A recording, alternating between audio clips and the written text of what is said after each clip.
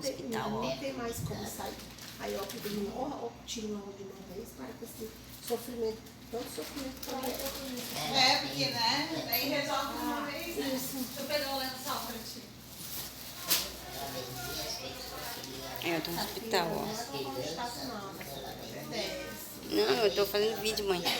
Tô no hospital, gente, ó, tomando soro, ó. Fazendo cirurgia, né? Ó.